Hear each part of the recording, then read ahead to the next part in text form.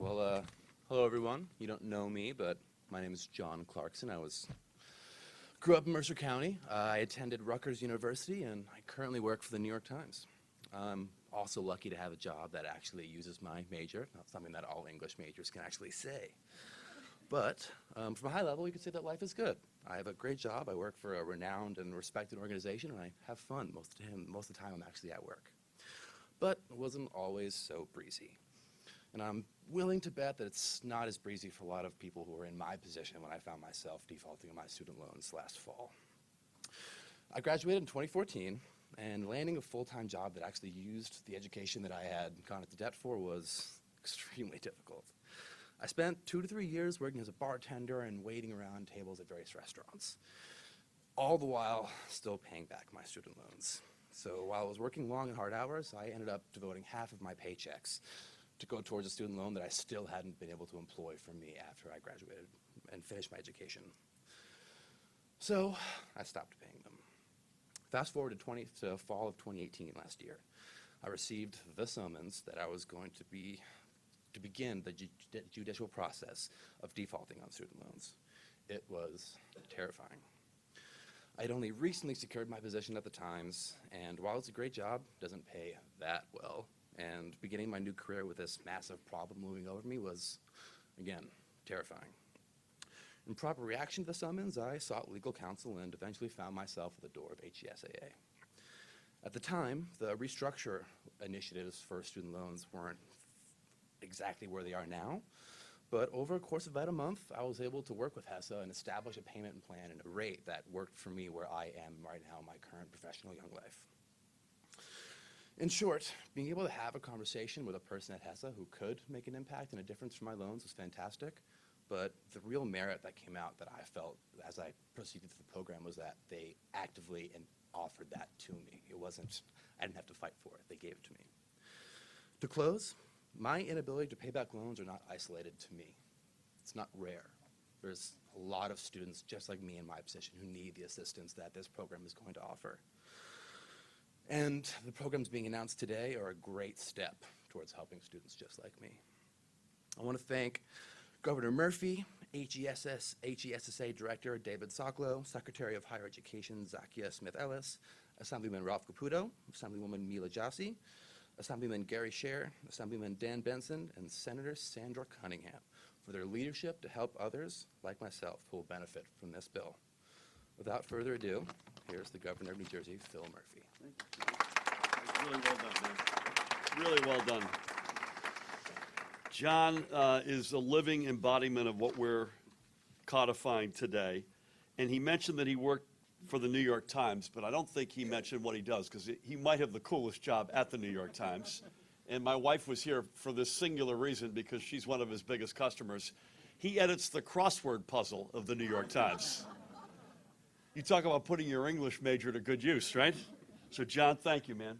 Appreciate everybody joining us this morning. And again, John, thanks for being here and sharing your story with us. Under our administration, New Jersey has begun to remove a significant weight from the shoulders of residents who are burdened by levels of college debt that are not only preventing them from moving forward with their lives, but which threaten to hold their very financial futures hostage. And you heard that from John. By the way, Tammy, you came just to hear John. I know you've got other things to do, so go up and do that crossword. Today, I am proud to sign 2 bills into law that will codify and strengthen these efforts. I'm honored to be joined by the sponsors of the bills and leaders in the legislature. Senator Sandra Cunningham, I don't know where we'd be without your leadership in higher ed and in everything related, so thank you. Two gentlemen to my right, Assemblyman Ralph Caputo and Assemblyman Gary Scher. Thank you guys for your leadership on this and so much. I also want to give a shout out to Education Chair and a leader in this crusade in so many respects, Assemblywoman Mila Jassy in seat 1A right here. And then in absentia, Senator Teresa Ruiz and Assemblyman Dan Benson, who were very instrumental in pushing these bills across the goal line. So please join me. And I am honored that we are also joined by the Secretary I'm going to start the Secretary. That's going to stop the rest of this from now on. Of Higher Education, Dr. Zakiya Smith-Ellis. And by David Socolow, Executive Director of the New Jersey Higher Education Student Assistance Authority. David, great to have you. So the measures I'm signing today will codify HESA's reforms to the state's NJ Class Higher Education Loan Program to make it more responsive to the immediate financial needs of borrowers. They will give real peace of mind to countless borrowers juggling their student loan repayments in the face of joblessness or other financial distress. The last thing we want is a system so rigid and insensitive that it leaves borrowers, through no fault of their own, by the way, no way out and no way forward. We need a system that allows residents the flexibility when they are facing financial insecurity or hardship to change their repayment schedules so they can still afford to pay the rent or to put gas in the car or to provide for their families. We need a system that is transparent in its processes and follows a clear and set path that allows borrowers to work their way back from the brink so that they do not default on their student loans. And we need a system that provides practical assistance to those whose loans are already in default by offering balanced installment plans that are within their means so borrowers can repay their defaulted loans and repair their credit rating as they faithfully follow a revised and more affordable repayment schedule. Since I took office, HESA has worked to build this new system. It developed a new repayment assistance program that allows borrowers to make more affordable payments based on their income.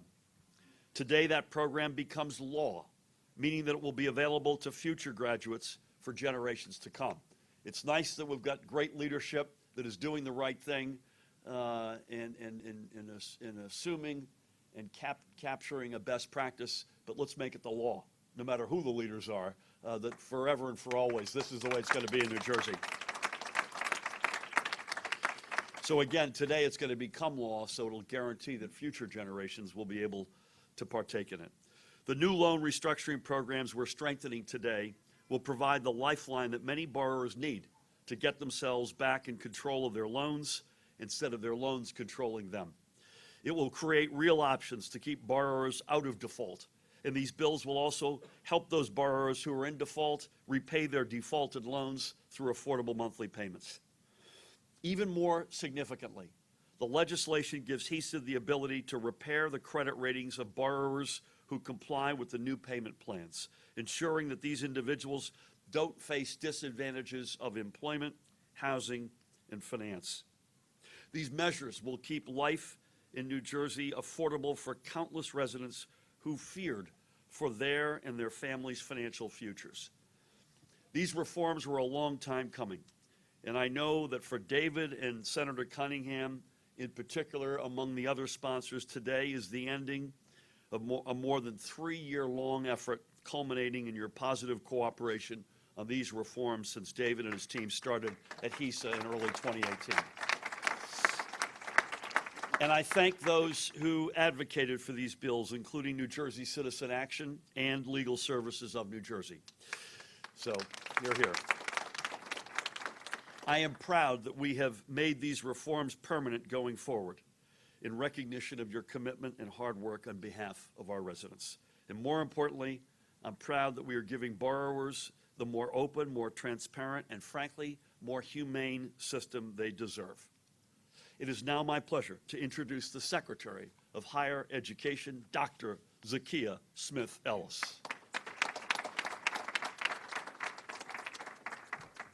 So I will be brief, but just on a personal note, this is an issue that doesn't get enough attention. It's getting more attention now, and when I came to New Jersey, I was glad to see that we had a legislature that was focused on this and that was thinking about how to right some of the wrongs that the agency had done in the past. I was really interested to know when I took this job who is going to be executive director of HESA, because I want to make sure that what's happening there, we're able to partner with them to talk about college affordability in a way that's not just about what we do for students on the front end, which is so important. It's important to make sure that students have affordable options. We're doing tuition-free community college, also in partnership with HESA. But what are we doing to make sure that people who are in repayment now have affordable ways to repay those loans? And particularly given some of the more distressing cases that you hear about people who are really, really struggling. And personally, I worked on loan repayment issues in the Obama administration, including creating affordable loan repayment options at the federal level. So to have somebody who was so committed, and I knew David from our previous work together, actually, so to know that he was had a similar set of values, I knew we would be able to work well together. And so the fact that HESA is able to move forward, and these bills will now allow us to ensure that this is not just a one-time thing, and if someone, years from now comes and tries to do something else, that they will have to really change the law in order to change that practice, is so meaningful. I'm very glad that we're able to do this, and it's going to be meaningful for people who are repaying their loans and for students who are young students who may be coming up along the way. So I'm glad to be here, and we'll turn it over to David to be able to talk more in detail about what these bills will do. All right, thank you, Zakia. Well, thank you very much, Zakia, for your partnership and for everything we do together. And thank you, Governor Murphy, for your leadership. Every day, we hear from New Jersey families who struggle with student loan debt. And Governor, thanks to your focus on this issue, we today are making things better for many of our fellow citizens. The laws you signed today provide more affordable repayment of New Jersey class family loans and also help New Jersey families whose NJ class loans are in default. I also want to add my thanks of appreciation to the bill's sponsors, to Senate Higher Education Committee Chairwoman Sandra Cunningham, to the Assembly Higher Ed Committee Chairwoman Myla Jacey, to Senator Ruiz and Assemblyman Benson, and to Assemblyman Caputo and Cher, who are here as well today. Because of all of your work in the legislature, identifying the concerns with the NJ class loan program several years ago, and your tenacity in caring about your fellow New Jerseyans, this issue was one of the top items in my agenda when Governor Murphy appointed me to this role last year. It's been a real pleasure working with all of you in crafting the details of these bills and on our efforts to reform the NJ class loan program. I also want to give our deep thanks to the colleagues that I have, the talented men and women of HESA, who over the past year have embraced a renewed commitment to continuous improvement and creativity in finding new ways to help the New Jersey students and families we serve. And I do want to thank particularly Beverly Brown-Ruggia and David McMillan from New Jersey Citizen Action and New Jersey Legal Services for your thoughtful advocacy and for your good counsel. Post-secondary education is not only an opportunity for students to explore and expand their horizons, it's the main gateway to economic mobility. And by completing college, our residents can compete for the good jobs they need and that are the key to New Jersey's knowledge-based economy. But that value proposition doesn't add up for students and their families facing unaffordable student loan repayment costs. The burdens of these debts can impact their decisions about changing jobs, buying a home, starting a family, saving for retirement. And federal direct loans are capped at no more than $31,000 for a dependent student's entire undergraduate career, whether that takes 4 years or 5 years or longer. And so with the rising cost of college, many families need supplemental loans to bridge the gap and cover the post-secondary education costs after the students exhaust all the federal and state and other grants and scholarships. So our state's NJ class loans, funded through bonds without any state appropriation, meet the need for a supplemental loan like the federal Parent Plus loan. More than 90% of NJ class loans are co-signed by the student's family, which is why we call them family loans. And if not for the competitive interest rate that NJ class family loans offer using the state's tax-exempt bond financing, most of New Jersey's middle-class families would turn to private lenders for supplemental loans. Nearly 40% of NJ class loan borrowers have incomes between $40,000 and $80,000. Typically, they would be paying much higher interest rates for private loans, or 7.6% for the federal plus loan, compared to the between 4.7 and 7% for New Jersey class loans. But as Zakia mentioned, while these loans can be useful to many New Jersey families in the past, HESA did not do enough to assist borrowers facing financial difficulties. Far too many could not avoid a student loan default, leading to dramatic negative effects on these families' finances and credit scores. So, at the start of the Murphy administration in 2018, we immediately went to work to change this, developing new ways to offer New Jersey class loan borrowers more affordable repayment options when they and their co-signers experience economic hardships, working within the rules of the bonds that finance NJ class loans without any state funding. Last June, we added the new Household Income Affordable Repayment Plan, HARP, which works in tandem with the Repayment Assistance Plan, RAP, that HESA had started in 2017. Before 2018, HESA had no way to help students and families who exhausted the 2-year deferment of RAP and had economic difficulties that lasted for a longer period. Now, through HARP, families whose economic hardship persists can qualify for longer-term affordable repayment plans based on an annual check of income of all the parties to the loan. In addition, we took an entirely new approach to helping borrowers with loans that have already defaulted. In the case of John and many others, we now work out installment plans that can save these borrowers hundreds of dollars per month and repair their credit reports once they show they're on the road to getting out of default by completing 9 out of 10 on-time affordable monthly payments. I am delighted that these policies will now continue thanks to the laws that Governor Murphy is signing today. But Governor, as you know, we are not finished. Starting this fall, we are planning to offer a new option for borrowers to refinance their student loans with 15-year terms and lower monthly payments, as well as expanding money-saving loan refinancing not only to students with NJ class loans and Federal Plus loans, but also for school-certified loans from private lenders. We're also exploring options for lowering borrowers' interest payments on both standard and consolidated New Jersey class loans and creating interest reduction incentives for borrowers who set up automatic recurring monthly payments. And let me just close by reiterating what Secretary Smith-Ellis said, that while it is important to help borrowers better afford the repayment of their student loans, we still need to do more.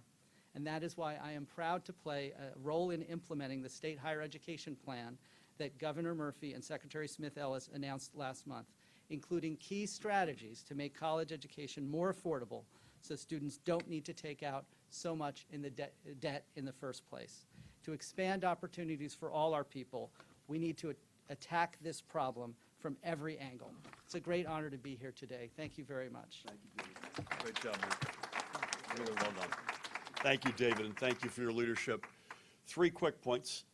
New Jersey is a proud labor state in every respect, including education. So I want to give Donna Chiara, who runs American Federation of Teachers, a big shout out.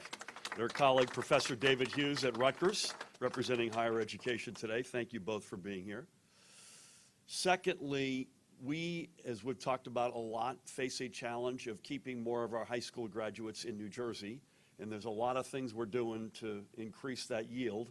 But one of them is making college more affordable, including making the loans that they take out to go to college more affordable, and this is a big part of it. Thirdly, we do not and never will engage in age discrimination. But you might note that the average age in this room today is significantly lower than it normally is. And that is, I'm proud to say, it's Take Your Child to Work Day. And we're practicing that habit right here in the governor's office.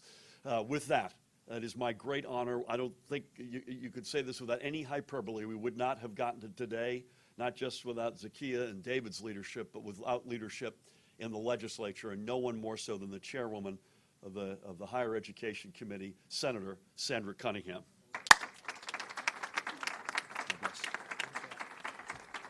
Good afternoon. Thank you, Governor.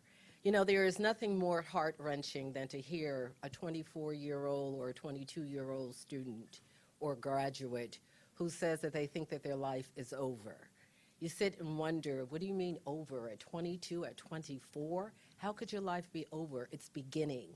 But because of the problems with not being able to repay their loans, they were locked into situations of living with their parents in the basement and had no feeling or no hopeless feeling that they would ever get out. This is what, unfortunately, I had the privilege of listening to at a public hearing in higher education. It was at that time that Miley, JC, and myself decided we had to do something. Something had to change.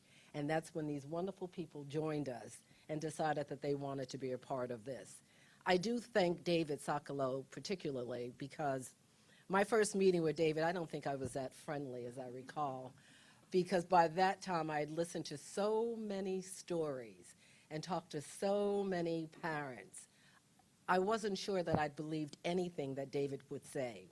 But when he said that he thought we could fix this, for me, it made a big difference. And I'm so happy that we're able to, because the most important thing that this legislation codifies is New Jersey's belief that we encourage our children.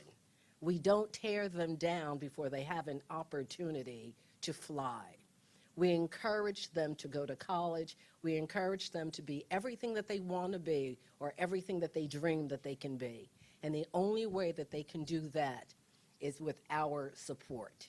And these pieces of legislation offers the support that we need to give our younger people. So I'm very proud of this legislation and very happy that we're here today to talk about something that we should never have had to do. It should have happened normally, naturally, but it has. And we're just happy that it's done, and I'm proud of the stand that we're taking today for our young people. Thank you. Thank you, Senator. That was really well done. Thank you, Senator. Yeah, I've said this before in different contexts. I also want New Jersey to be, for the folks who play by the rules, the second chance state. That the place you know you can put your life back up, you get back up on your feet.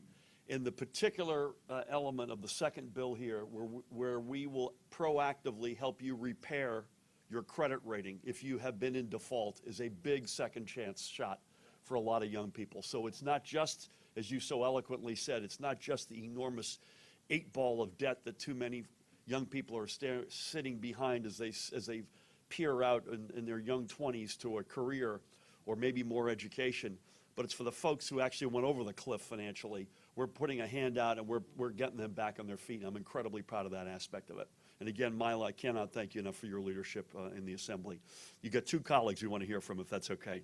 A guy I feel like I'm with every day and night these days, a great leader, a guy who understands this in his core. He's still working on his Passover beard, Assemblyman Gary Scher.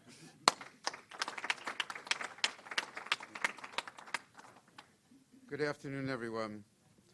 Admittedly, after hearing so many terms today like rap, HISA, and harp, I feel that I can actually do a New York Times crossword puzzle. I usually stop at the bridge column in the, but I'll keep this in mind. The governor has spoken so often and so eloquently about his dream, which is a dream shared by the legislature as well, of developing a society which is more friendly to its middle class, which recognizes the needs of the middle class. And certainly the bills before us today do just exactly that. They recognize the difficulties it is that all of us have in terms of paying for higher education and the specific difficulties that students encounter when they can no longer afford to stay in school. These bills make it a possible reality. These bills make it something which is attainable. And for that we are very, very blessed and very, very thankful. To my higher education chair, to our Senate chair, to Ralph, to myself, to Benson, and so many other people who, from the legislature, both in the Assembly and the Senate, applauded when these bills were devised. And all of us said to each other, why didn't we do this before? And Senator, if I can join you in giving our specific and personal accolades to Director Sokolow for his constant nudging and bending and twisting to get these things done, and his constant reaffirmation, but Assemblymen, we're doing it already, so we just want to make it into a law. But making it into a law, as the governor said, is a profound difference from simply doing it pro rata. And the difference is that it now becomes something which must be overturned in order to be changed, and it now codifies for each and every student in this state, both present as well as future, the benefits that they'll derive. This is a step forward for the middle class. This is a step forward for fairness. And as was said also, not at the state expense. HISA is funded by bonds, so students who would unfortunately default, that would not inure to the state's detriment. These are two positive bills, very positive bills that will make changes, fundamental changes in people's lives. And that perhaps is what government is all about. Thank you so much, ladies and gentlemen. Well done. Thank you, Gary. Thank you very much for your leadership on this. I've got a short list of folks where people say, introduce me, show me somebody who just who oozes New Jersey and what New Jersey is about, the pride, the passion, the wisdom. And high on that list is the next guy on our final speaker. Please help me welcome Assemblyman Ralph Caputo. Well, first of all, I want to thank the governor for providing this opportunity to sign these two laws. Let me start by commending Chair Lady Mila Jacey, who worked with my staff, Senator Cunningham's staff, and this guy over here, who made us completely confused because it became so complicated. But the fact was, it was a tremendous process that had to be done. We were educated about all the complexities of trying to get these bills accomplished.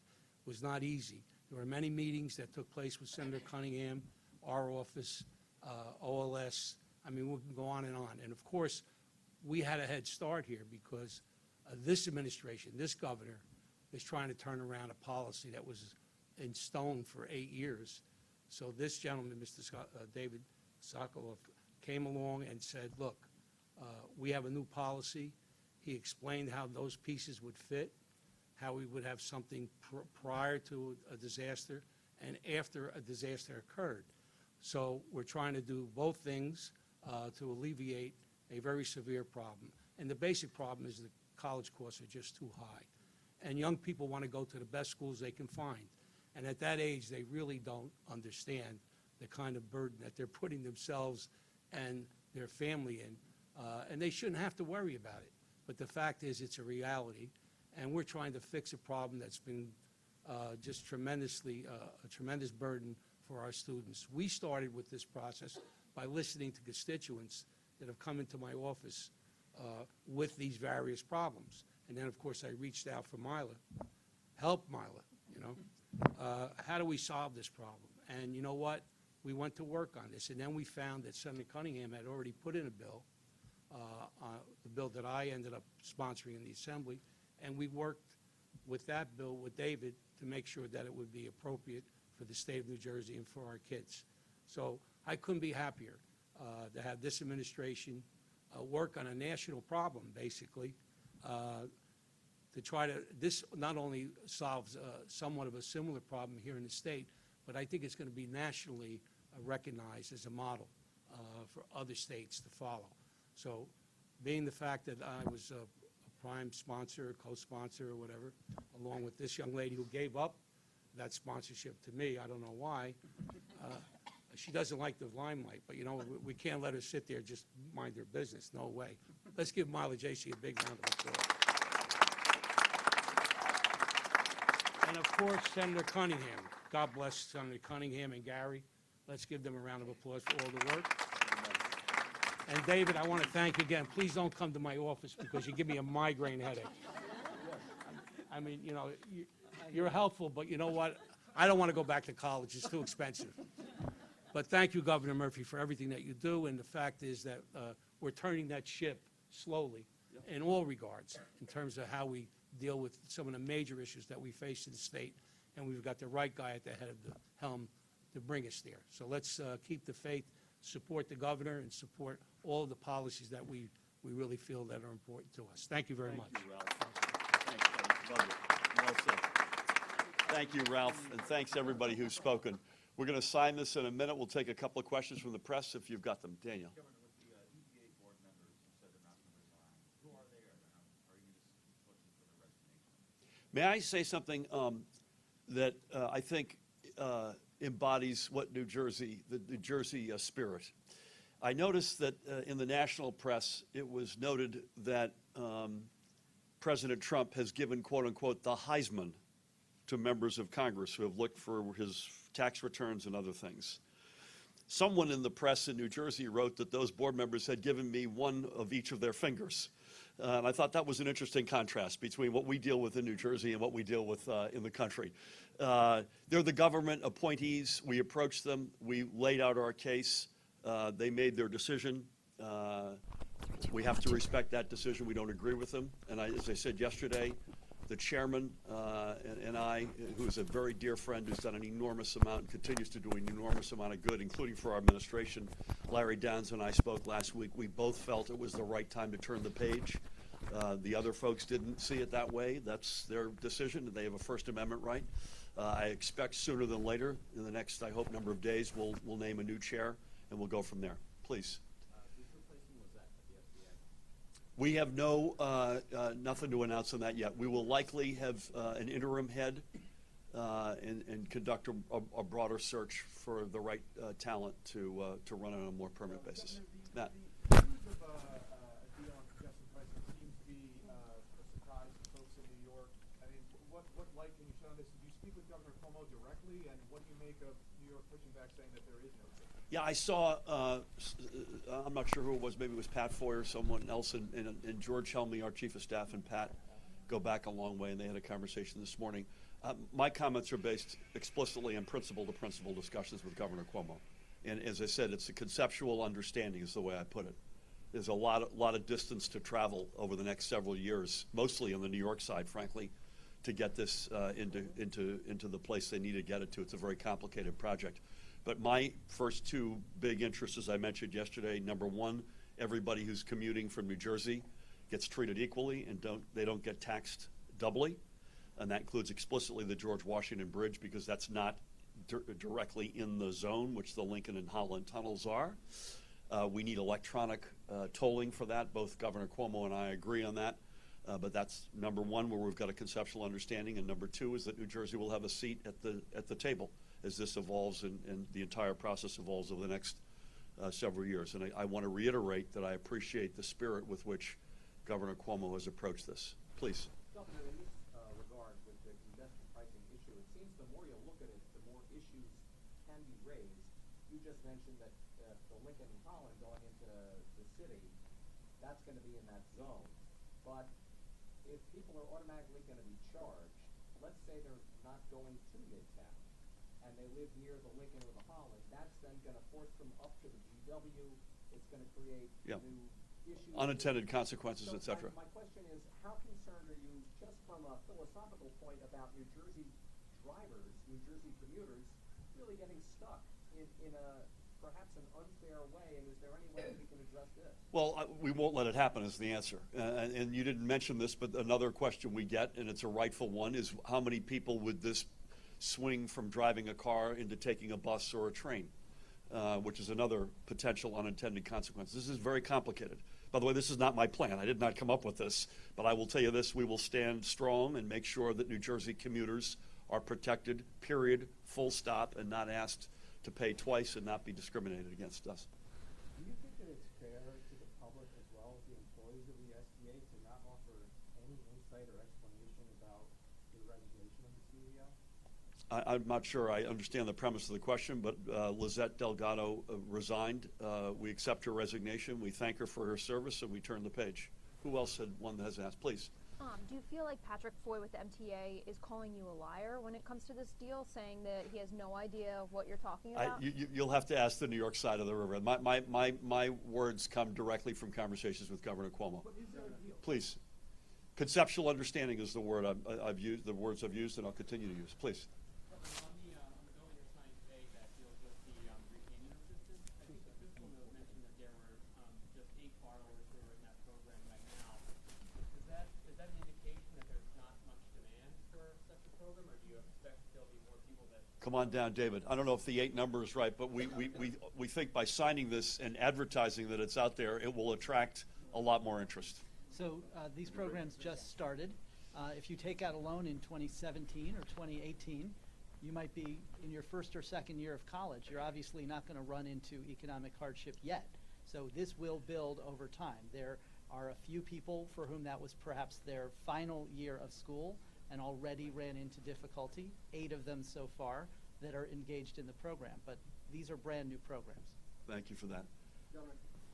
So we'll go here, there, and then we'll wrap up here. So 1, 2, 3, please. Governor, did you ask Jose Delgado to resign? And was there any connection to the internal audit done by the SBA and also the separate investigation that was launched? Please don't take this the wrong way. I have literally nothing else to add. Please. You talk about conceptual framework, not the word deal. Why are you using that word, and how ironclad are the promises from Governor Cuomo? I'm using the words for the very simple reason they just unveiled this 3 weeks ago.